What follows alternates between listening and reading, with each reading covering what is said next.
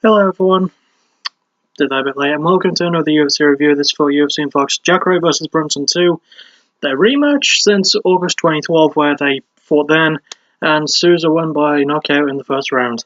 And before anyone mentions it, yes, I know, I'm wearing my pyjamas, I'm sorry. And and I had a haircut, in case you can tell. So yeah, we're just gonna get on with the prelim card.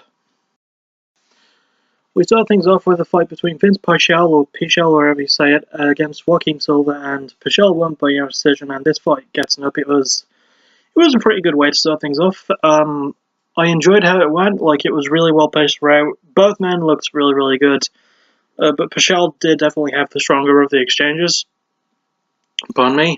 He landed some really, really good stuff. Silva was not like, he didn't look weak in the fight. He just didn't do enough to win it, but no, he didn't really put in a disappointing performance because I think he did really well. But yeah, right person won. Fight gets up. I liked it. And then we have a women's flyweight fight. The first of 3 women's fights in a row between Justine Kishin, Ji Young Kim, and Kim won by split decision, which I think was the right call. I think she did enough to win through that. But it was a very close fight, and once again, this fight gets up. It was really, really enjoyable.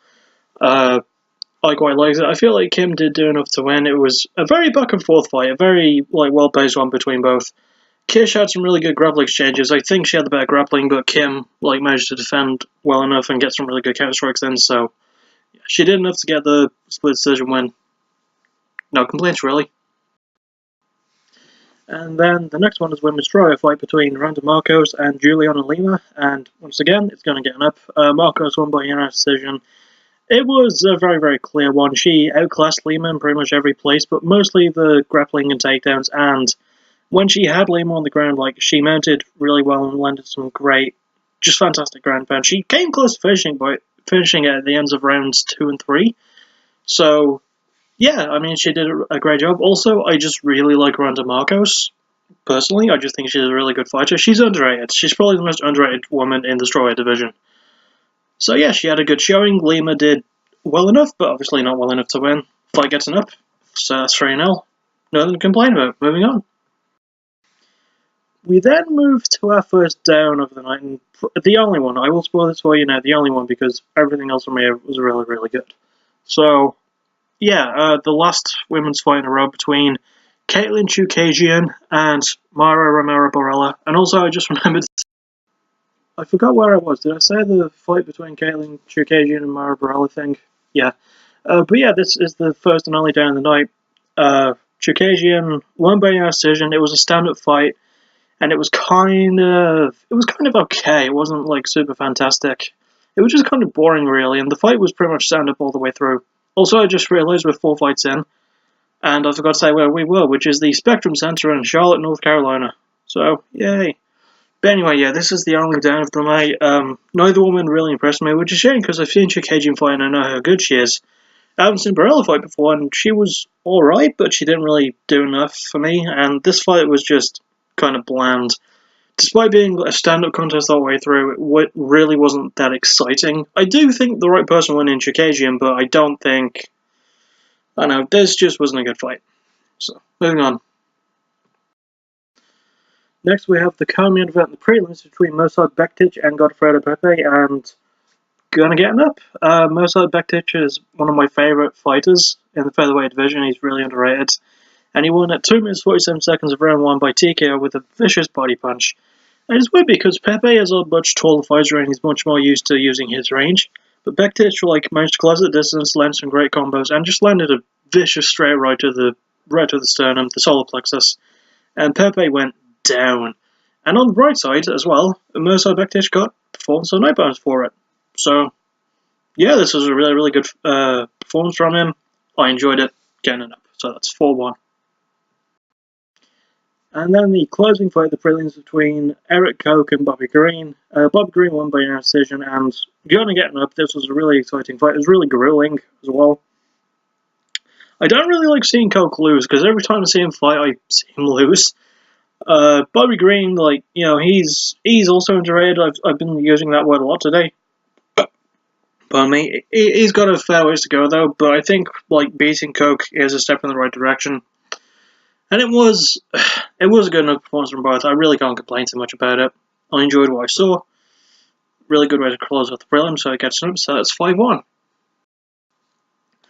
We then move on to the main card, and we kick things off with what was the fight of the night, and easily the biggest up of the night for me.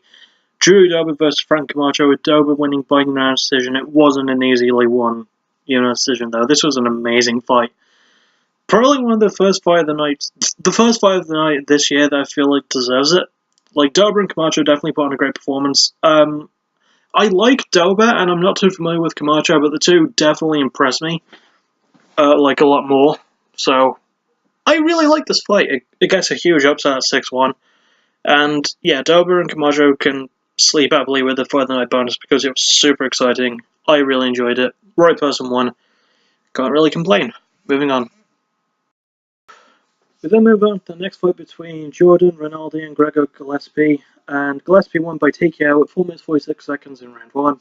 Fight's going to get up. It was a solid finish. Ronaldo didn't look weak, but when Gillespie managed to get his wrestling put on, like, he outclassed Ronaldo, and I just said he didn't look weak, then I said he kind of did. But yeah, it was a really, really good showing. Like, Gillespie managed to get near the end of the first round. Sorry, I had spag ball. Had a bit of an aftertaste. Tasted good though. But yeah, really good showing from Gillespie. He impressed me. Obviously, that wasn't meant to rhyme. Gets an up, so it's 7-1. So we're gonna move on now. Okay, good. We then move on to the co-main event, and what I was expecting to be fight of the night, but wasn't because we already went through that. Dennis Bermudez versus Andre Touchy Feely. Feely won by split decision, and to be honest, while it wasn't fight of the night, it was a damn good fight nonetheless. I really, really enjoyed it. Gets an up. Feely, Feely definitely did enough to win. His wrestling was probably like his best thing throughout the fight, though. Bermudez is Dennis Bermudez. I mean, he doesn't really suffer that much from losses, and he always looked really, really good. So, yeah, it was really good to like have this as a co-main event fight, just in general, Yeah, I mean, Bermudez isn't going to suffer from the loss, and this was a win that Andre needed as well, so, really, really good stuff. Good co-main event. Go move on to the main fight. And then we move on to the main event, the rematch between Ronaldo Souza and Derek Brunson, and Souza won, again, much like he did in 2012, by knockout in the first round at 3 minutes and 50 seconds. It was kind of an even fight up until that point, very back and forth, and then Souza just started landing really great combos. It's weird to think that Souza was the guy who you would never want to get on the ground with. Now he's a guy you do not want to stand up with. He landed a great head kick on Brunson and followed up with a few punches, and the ref stopped the fight. So Souza won twice in a row against Brunson now, and I think he's going to move on to take on the middleweight champion. I don't really remember how that fully goes, but it was a really, really good fight. Gets an up, so that's 9-1 to the ups all in all. And Souza got the other performance of the night bonus for it. Really well. Really, really nice. And all in all, this was an okay card. Like, all the cards this year have just kind of been eh.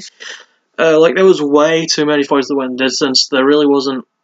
While I remember as well, the Jacare and Barella fight, I feel like Barella did more, and I feel like she should have won that. That fight was kind of really disappointing. There were a lot of exciting fights that went the distance, but at the same time, there was too many fights that went the distance, Not enough finishes. But the finishes we got were really exciting. So, all in all, maybe 5 out of 10, probably 6. I don't really know how I'm doing that. I mean, I gave it like 9 ups and 1 down, and I'm giving it like a mid-tier sort of score in terms of how much I like the card. I should probably stop doing that and just focus on the ups and downs. Anyway, I will see you all tomorrow for my next backtracking episode. Then I'm going to take a little break after that before my first 2-part of backtracking season 3, because there's a lot of albums I've missed out on this month. So I'll see you all tomorrow. As always, thank you for listening. You're awesome. Bye bye.